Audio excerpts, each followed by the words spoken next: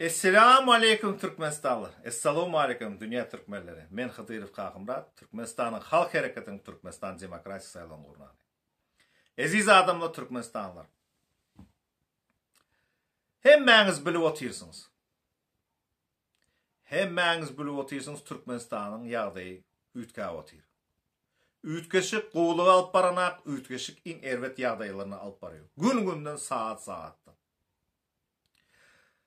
Türkmenistan'ın içinde bu zatlar vardı gurrun etmeyenler. Sebebi bu cinayet topar baş tutan oturanlar, cinayet topar jadan haram çüyrükler bular, kaşeyler, çubraşkalar. Halkın arasında şüphe dörettiler. Birbirine inan bildirir akla. Korkuyorlar. Yönü daşar yurttaki Türkmenler şu tayda случайно kalırlar. Kim göçkü derler, mecbur olup göçürenler köpsi. Şu arada öz ağır, yüreğin ağrıyan ýagdaýyny şu YouTube'a çıkıp ayda oturýarlar. Sebäp bu wara Türkmenistan üçin yürekleri ağrıyor. Hemmesi. Kimin ağrıyor, kimin ağrımıyor. Kim bu pursatdan peýda alıp ağrı kazanjak bolýar. Ýöne kim yüreği ağrıyanlar köp diýip berdi Türkmenistanlarda. Ýöne şu zatlary seyret analiz etsek bu zatlar boýunça. Ine hemmesi men aýdyn diýende hemmesi çykyş edip oturýarlar bu zatlar. Näil Türkmenistan bolmalydyny. Bundan başlaýly Şwediň pensionerlary bar biri, meclisiň azasy bolan öňde biri, ministriň ornbasary boldy. Olar aýdy, Soýuz Söýüzi barada näil ýagdaýdyny, soň Soýuz Söýüz ýykylan soň näil pursatlar bardy. Ýöne şu pursatlary nädip unudypdyrlar. O zatlar barada aýtmaýarlar, ýöne näil bolmalydygyny aýdýarlar. Näme şu zatlar bolmadygyny aýdyp bilen aklar. Bu öz işi. Ýöne bu aýdýanyna da şükür. Şu zatlar çykýan. Çıkıp şu zatlar bolan zatlar. Şoňa da şükür. Sebäbi şu taýda bir kiçik parçalardan biz hakykata ýygnap bilýäs da. Oň başda üstüne de ana Saparmuraz bizim ildeşimiz çykýar. Kompromatlar çıkıp cinayet iş bolan barada cinayet işi amaly aşırdyrmadygyna, amaly aşyrmak diýende Azat Kazydyna oňa ruhsat vermediler, çekme.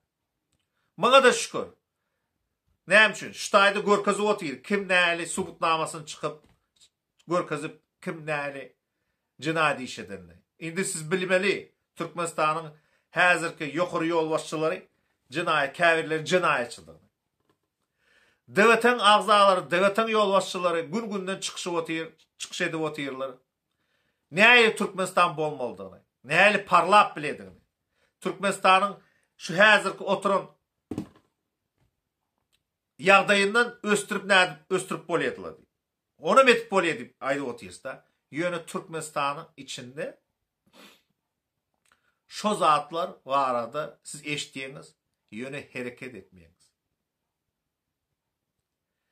Hereket etmeýiňiz näme üçin? Men heýran galdym. Hereket etmeýiňiz sebäbi men özümde de günah bar. Hemmämizde de günah bar. Ýöne käbirler günasyny boýuna almaýarlar. Bular öz nemesi? Şahsy işleri. Ýöne men şu taýda men aýtjak bolýan zadym, şu mut gazy, mut elektriçeство, mut suwa biz öz siýasaty hakymyzy berdik. Şu pursatdan peýdalanyp öňkü ýol başçysy Sapar Tilki, bu cinayet ýandy toparwa Jadan Haramov, Türkmenistanyň halkynyň şu zatlaryny boýuna alyp bilýän diýip ýuwaş-ýuwaşdan ädim-ädimden azatlygyny alyp başladylar. Birinji bu zatlarda näme üçin zat çykdy? Birinji Niyazow aeroporta gidýän wagtynda ýa biri gelen wagtynda ýollary ýapýardylar. Bir ýol ýapýardy. Şu taýda men ýanymda bar, men şurada maşin sürýärdim. Şu işten şu neme öýme gelmek üçin, şu 3-nji mikre gelmek üçin men bir topar şu garadamaň üstünden geler ýaly bolýardym da. Bir abiznoy ýollar ýokdy. Şu taýda biz şu wagtda hemmämiz çykyp aýtsakdyk da, "Ho, sen ne özüň aýratyn çykaryp otyrsyň, Hudaýal görüp otyrsyňmy? Senem halkyň nemesi, sana kim berdi sana pakuşaýyn etjek? halk bilen bolmagyň yerinde, halk bilen bile bolmagyň yerinde biz yoş oturduk. Şondan başladılar. Oson protokolünü köçedidiler. Oson qara plyonka gelmediler aynalara. Oson üç köçe ettiler protokolünü edip. Kondisionerleri ayırdılar. Biz hemmemiz yoş otuyuz. Onsan bu geli hazır oturun kaşşey halka birazcık kömek eden oluyor. Osan yoştan kranikları kısıp başlıyor tezden. Yapıp. Halk şu dereceye yetti yazı bankrot yağdaydı. Yönü vatan programmasını dinleseniz Türkmenistan bütün dünya kriziste Türkmenistan ösüşü var. Türkmenistan ösüşü var. Hem yerde. Hays puduğa seyretmesen. Oh, havarı yok mu? Onların havarları var. Puduk deyende hemmesi tekiyiz. Yönü şu mecbur olup ayda otuyorlar televizyon zapis edildi. Yönü şu Stuzuka zapisten çıkıyorlar televizyonu. Şehir boş. Adam boş. Sever adamlar giycelerine novatta durup ya diyorlar. Şu elementarını, şu payoklar için. Payoklar için mecbur olup dururlar.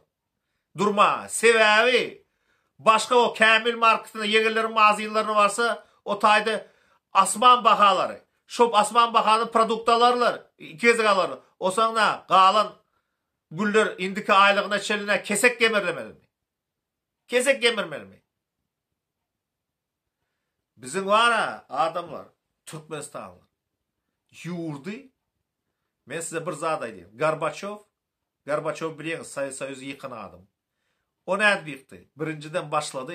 Şu gelip şerapçıların karşısına söğüş başladı. Şerapçısının karşısına söğüş başlandı. Hem yerde defisit Arap oldu. Onun üstüne de üzümleri çaptırdı. Gruzya'da hem yerde. Onun üstüne çilim ne oldu? Gıtçılık oldu. Şöyle Sovyet Soyuzu yıkıldı.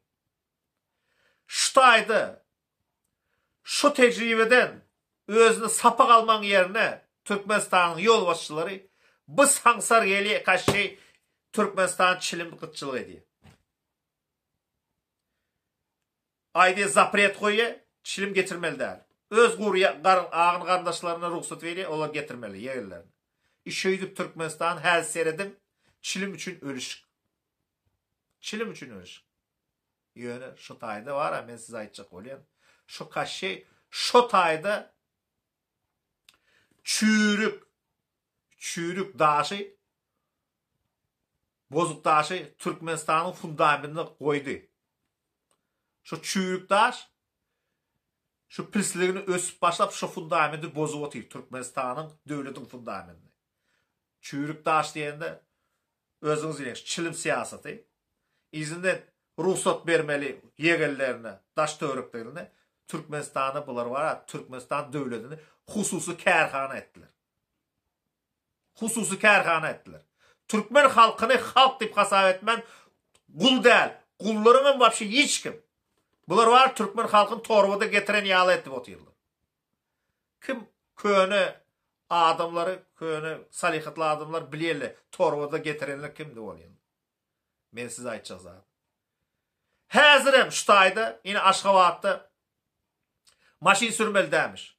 Şu tayda da sansarlığı. Sen maşin sürmeli dermiş olsa zapret koysan sen bir tüyün Türkmenistan'ı getirmeli avtoparkları, avtobus parklarını köpürtmeli. Avtobuslar saat ön işleyen olsa onların saatlerini birazcık keskitlemeli, peseltmeli. Köpürak avtobus nemetmeli. Halkı var ha. Şu tayda neylik görkezmeli der. Halk berdi azar cevir çekmeli der. Yönü bular halkı var ha. Halk gören ak deydi mi? Halkı var ha torvada getiren yağlı deyip hasap edilir. Üstüne. Torvada getiren. Yönü bular bakana tabi Aşgabat siti o taya su geçirmez. Şu için şu zatına zapret koyuptur. Bu ne? Öz nemeleriniz görkeziyeniz mi? İş bitirmeyenleriniz görkeziyeniz mi? Bir günün içinde su geçirip oluyor. Bir gün olmasın. Bir hepten içinde geçirip oluyor. O tayda su geçiren dördü, o tayda angranişительный sitafor koyup oluyorlar. Şöyle darojный slujbanını alaydık oluyor. Bütün daşkı razıtı yurtlarda şu zatlar edip otuyorlar. Yönü Türkmenistan'da bunlar var ha, asat yolundan gidiyorlar. Halka azar vermeli olsa şu zatlar ediyorlar. Halk verdi iş satçı olanak. Sizin çağlarınıza pul koy veren aklar. Ölüp yatırlar. Bir topar Türkmenistanlar daşar yurtta. Öldüle gitti. Onların cesedi şotaydı kaldı kimsizlikli. Magiyalarda. Cemetery diyorlar İngilizce'de. Yatırlar. Kımmat yurtlarda, Angliya yurtlarda vıvaznoy res etmediler. Ne çalın Türkmenler vardı. Bir topar yığınanlar var. 5-6 yılda yığınan pullarını demetler. Şu dövrde şu 5-6 yılda yığınan pulları Türkmenistan'da bir maşin ya cay satın alıp böyle. Berde var 2 aya yetmiyor. Sebebi berde kımmat yaşayış. Türkmenistan'ın hükümeti buna iş sat görkezmiyor. Haça çelesiz çıdadarsınız. Bu zatlara. Şu bir kanun prezident. Ben size ayda oturayım. Çubur aşkı. Neçe o min okaysınız. Neçe demedim bu ölmüyor. Ölmeye sebebi bu Türkmenistan'ın var ha. Bu gelin bir ne mi diyen size? Bela. Bu tohum. Bela. Şutaydı. Ne için? Sebebi biz Türkmenistanlılar. Öz hak hukukumuzu çıkıp karşılık görkezmeyiz. Ne için bunlar bizim azı opozisiyaların arasında korkmakal turuzyalı. Birini görceştirip. Ne için şu zatlar? Sebebi biz şu zatlara yol verip otuyoruz. Biz şu zatlara yol veriyoruz. Ne için bunlar bir vilayet başka vilayetlerin üstünde oturmalı Han Sultan ol. Başka vilayetler kul olup oturuyor. Şu zatları ne için? Sebebi biz bu zatlara yol verip otuyoruz. Şu zatlar bärede geldi opozisiyaların aralarında. Öz aralarında. Halk, ben size aytayım, halk öz neticesini çıkarmalı. Halk özü saylamalı. Böyle bize inan bildirmeyiniz daşa yurttakıları. Siz öz aranızda Türkmenistan'a çıkın. Böyle daşa yurttakıları bize inan bildirmeyiniz. Siz özünüz çıkın. Kâvirler edeyim, ben size restoran edeyim bir zatlı olsa diyeyim. Sen kellerinde kur restoran. Sen kellerinde başka zatı yok, halk varada oynaşı yok. Kur restoran. Halk varada oynaş. Ne için sen daşa yurtta işler otuyorsun? Üçüncü yorumlu adam değiller şotaydı. Üçüncü yorumlu adam siz şotaydı. Ne için sen şotayda otuyorsun? Ne için şotayda nemetmeyen çıkıp ağzı ver adamlar, ağzı ver olaylı. Bir yerini çıkmıyor. Ay tanqitlamalı olsun birincisi sen beniz. Tanqitlamalı. Hem ben şu zatlar. Boynunuzu alıp bilmeyiz günahlarınızı. Şu zatları o da gururun etmeli. Adamla Türkmenistanlar. Yine görüp otuyorsunuz siz emme zatlar. Ben sizde ayttim Türkmenistan. Daşa yurttan karışman kömekti. Daşa yurttan size gur instruksiya verip bilerler. Hem zat siz öz elinizden. Şu bir kanun prezident otursa. Size var bahtlık yok Türkmenistan. Sizin çağlarınıza mölür. Hemmeze özünüzün kırılıp gidersiniz. Türkmenistan çöl olup kalır. Şu topar otursalar şu yaz baş tutunluğunu. Hazırım şu tayı siz yol verseniz siz ne mi diyelim? Siz özünüzde görün. Erteki duşunuza çelin. Sağ olun. Ertirim çıkış ederim. Sağ olun Türkmenistanlılar.